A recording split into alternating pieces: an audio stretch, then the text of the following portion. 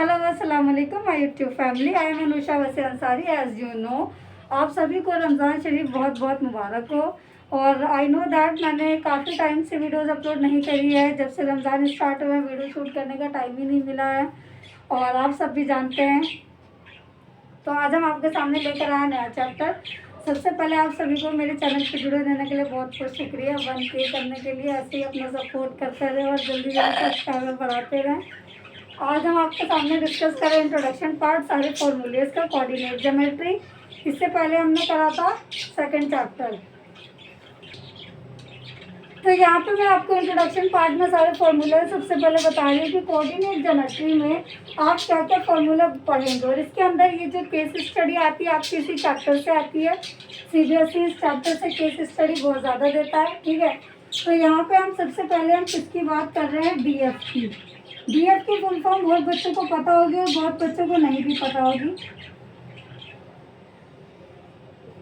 Distance formula यहाँ पर कहते हैं। डिस्टेंस फार्मूला में हमें क्या बताना होता है, रिलेशनशिप बताना होता है किसी दो भी चीज़ों का। तो आप फाइंड आउट कर सकते हैं कि रिलेशनशिप कैसे निकलता है एक्स और वाई के बीच का। यहाँ पे हमारा कंपोनेंट कितना रहता है, एक्स और वाई। दो ही कंपोनेंट के साथ हम यहाँ पर खेलते हैं।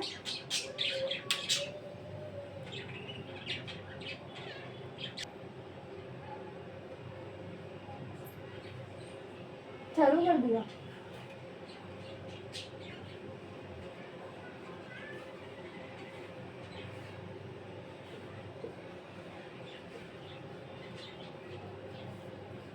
तो अगर आज देखो इंट्रोडक्शन पार्ट इसलिए देना ज़रूरी है क्योंकि आपको सारे फॉर्मूलेज लर्न हो जाएंगे, ताकि हम अपने एक्सरसाइज को क्वेश्चन जब सॉल्व करें तो आपको ये फॉर्मूले इजीली याद हो सके। तो यहाँ पे दे रखा है डीएफ। डीएफ मीन्स होता है डिस्टेंस फॉर्मूला। अब यहाँ पे कोई भी चीज़ का दे सकता है, तो मैंने डायरेक्ट लिख दिया है डीएफ।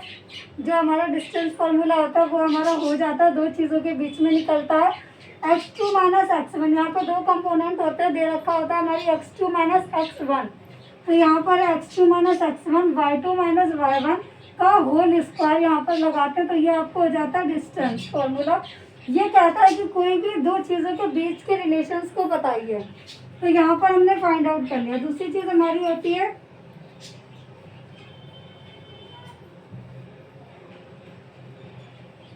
Distance of origin. कि ओरिजन में हमें क्या निकालना है क्या नहीं निकालना। तो ये पूरा नहीं निकालना है, x2 y2 को प्लस करके 2 से डिवाइड कर देना है, बस आपको इतना ही करना है। उसके बाद वाली शीट में हम बताएंगे। सबसे पहले यहाँ तक नोट डाउन कर लो। अब हम दूसरी चीज़ डिस्कस करने जा रहे हैं, सेक्शन फॉर्मूला।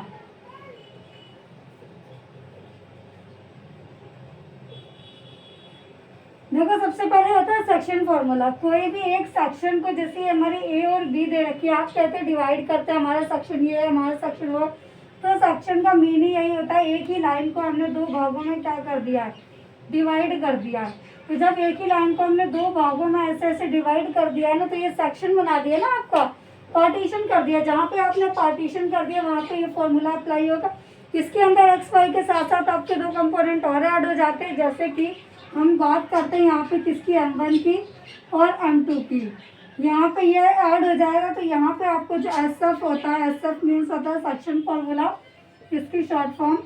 जो हमारा SF होता है वो क्या होता है, M1 हमेशा आता है। इसके अंदर दो फॉर्म होती है, देखो x और y तो रहता ही रहता है। पहले x निकालते हैं फिर हम y निकालते हैं। तो यहाँ पे जब हम M1 निकालते हैं, M1 के साथ हमेशा x2 को मल्टीप्लाई करते हैं, उसके साथ हम प्लस कर देते हैं M2। यहाँ पे M1 आ गया तो यहाँ पे M2 आ गया, फिर यहाँ पे x1 करते हैं। इसके अंदर x2 हमेशा पहले आता है, तो यहाँ पे डिवाइड क्या कर देते हैं, M1 प्लस में M2। मतलब इन दोनों का जो सम होता है वो हम अपॉन में रख देते हैं। तो ये तो हमारा निकल गया x वाला। ये फॉर्मूला किसका निकल गया, x वाला। और इसी का y वाला होता है। M1 एज इट इज रहता है, बस यहाँ पे y2 आ जाता है।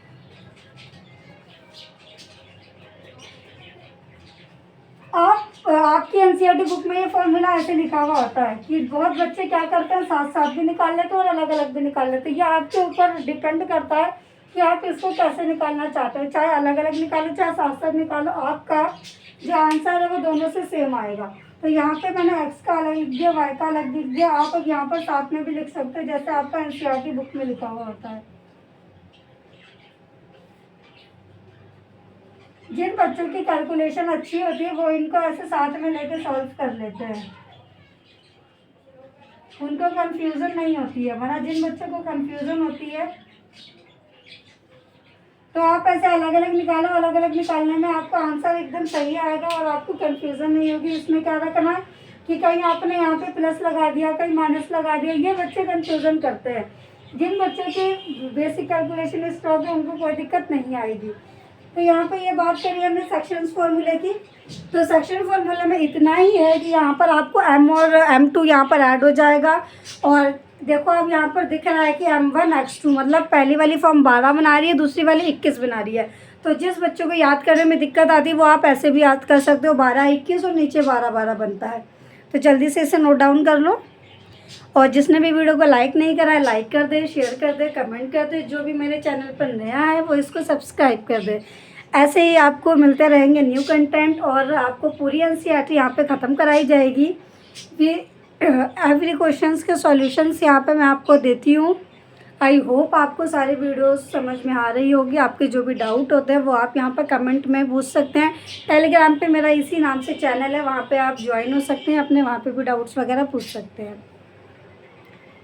कुछ क्वेश्चंस के फॉर्म वगैरह होती है तो आपको वो वहाँ से मिल जाएगी टेलीग्राम पे, क्योंकि यूट्यूब पे आप नहीं अवेलेबल कर पाते हो तो वो वहाँ से ले लेना।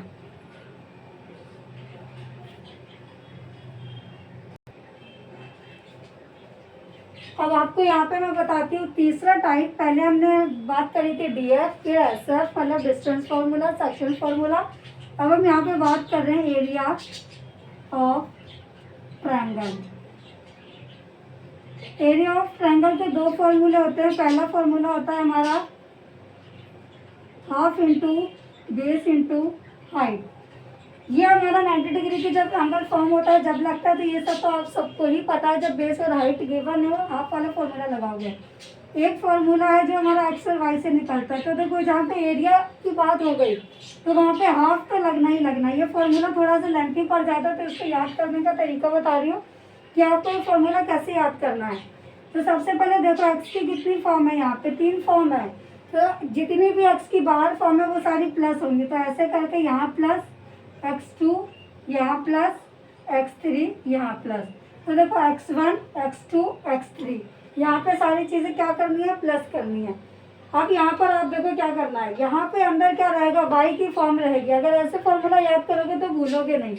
यहाँ पे आपको क्या रिप्लेस करना है, y minus y, y minus y. इसी तरीके से y माइनस वाई। आप कहोगे सारे y एक से कैसे पहचानेंगे हम इसमें। तो ये जो होता है ये होता है 23।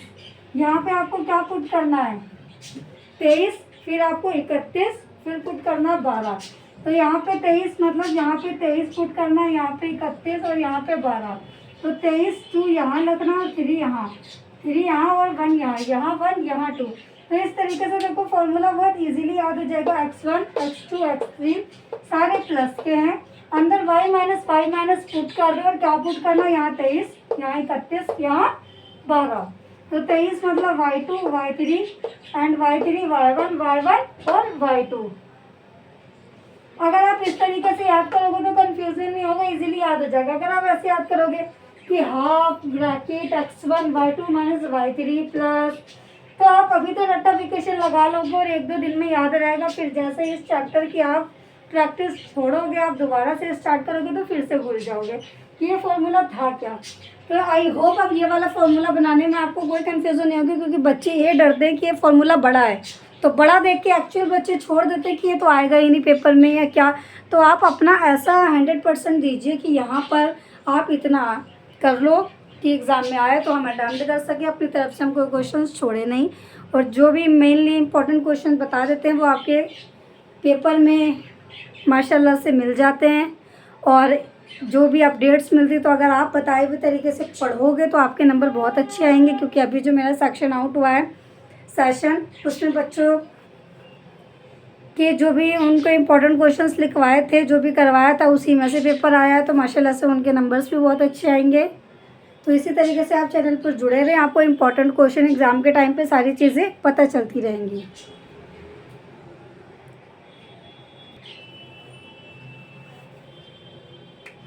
तो यहाँ पे अब एक और फॉर्मूला बचा है। अभी तक हमने कितनी टाइप्स पढ़ ली हैं? 3 टाइप्स। अब हमारी चौथी टाइप आती है मिड फॉर्मूला, मिड पॉइंट। जो मिड पॉइंट फॉर्मूला होता है वो क्या होता है? बिल्कुल बीच का। जैसे एक लाइन है, अब इसकी लाइन में बीचों बीच में कौन बैठा है ये पता करना है आपको। तो आप ये भी बता सकते हो कि 5 से लेकर 10 तक नंबर है, इसके बीच में मिड क्या है, ऐसे भी फाइंड आउट कर सकते हो। वरना इसके अंदर एक्स का फॉर्मूला क्या होता है? एक्स और वाई दो कंपोनेंट होते हैं। एक्स का होता है x1 प्लस में x2 अपॉन में 2। वाई का होता है y1 प्लस में y2 अपॉन में 2। एनसीईआरटी बुक में आपको ऐसा लिख जाएगा, एमपी मतलब मिड पॉइंट, x1 प्लस में x2 अपॉन में 2 कॉमा y1 प्लस में y का 2 अपॉन में 2। ये जो बच्चे कॉमा होता है ना, इसी को प्लस माइनस अपने आप में कुछ भी तब्दील कर देते हैं, बदल देते हैं। क्योंकि ये होता है कि मैथ में कुछ भी हो सकता है, तो वो अपनी तरफ से प्लस माइनस भी ऐड कर लेते हैं। ऐसा नहीं है, कुछ भी होने का मतलब इसके अंदर कुछ ना कुछ लॉजिक होता है। अगर आप बहुत अच्छे से पढ़ोगे और अगर आपका मैथ में इंटरेस्ट है और इंटरेस्ट लेकर पढ़ोगे तो आपको मैथ बहुत ज़्यादा समझ में आएगी। क्योंकि मैथ एक ऐसा सब्जेक्ट है जिसमें आप 100% स्कोर कर सकते हो। इसमें आपको पॉइंट टू पॉइंट नंबर मिलते हैं और point two point number cut भी जाते हैं। तो अगर आप इंटरेस्ट से पढ़ोगे तो आपको कोई भी चीज़ मुश्किल नहीं लगेगी। जिस इंटरेस्ट से आप टीवी देखते हो, मोबाइल चलाते हो, वही इंटरेस्ट से आप यहाँ पर पढ़ो, आपको समझ में आएगा सारा। तो ये हमारा मिड पॉइंट फॉर्मूला होता है। एक और चीज़ होती है कोलिनियर पॉइंट। जो हमारा कोलिनियर पॉइंट होता है वो एक ही लाइन पे 3 चीज़ें होती हैं। कि जैसे ये ए दे रखा है, ये बी दे रखा है, ये आपका क्वेश्चन है एक एनसीईआरटी बुक में कि ए भी दे रखा है, तो ए बी इन सबके सम का बराबर है। तो कोलिनियर पॉइंट वो होते हैं जो एक ही लाइन पे तीनों के गैप से इक्वल अमाउंट में बटे हुए होते हैं। तो आई होप आपको ये फॉर्मूले समझ में आए होंगे। आपसे ये कह रही हूँ कि नेक्स्ट क्लास जब भी आप मेरे ज्वाइन करें तो उसमें सारे फॉर्मूले लर्न करके आए। क्योंकि हम पहले 7.1 सॉल्व करेंगे, वो डीएफ के ऊपर है पूरी। तो डिस्टेंस फार्मूला आपको याद होना चाहिए। उसके बाद सेक्शन फार्मूला आएगा। एरिया ऑफ ट्रायंगल आपका कट चुका है तो वो नहीं आएगा, लेकिन मैंने यहाँ पे आपको सेक्शन पूरी इंट्रोडक्शन पार्ट में लिखवा दिया है। क्योंकि अगर कुछ बच्चे आगे तैयारी करते हैं तो उनको फॉर्मूला पता होना चाहिए। वरना आपके सिलेबस में सिर्फ 2 ही एक्सरसाइज है। सीबीएसई देखो आपके सिलेबस को कितना हल्का करता जा रहा है, डिफिकल्ट पार्ट सारे उसने काट दिए। जो एरिया ऑफ ट्रायंगल वाली एक्सरसाइज थी बच्चों की 3, वो अब 2 ही कर दी है। तो आपकी बुक मोटी से काफ़ी पतली होती गई है। आप पढ़ाई करें और अपने अच्छे स्कोर गेन करें। तो आपको सिर्फ 4 फॉर्मूले याद करने हैं। चारों फॉर्मूले याद करके मिलते हैं आपसे नेक्स्ट वीडियो में।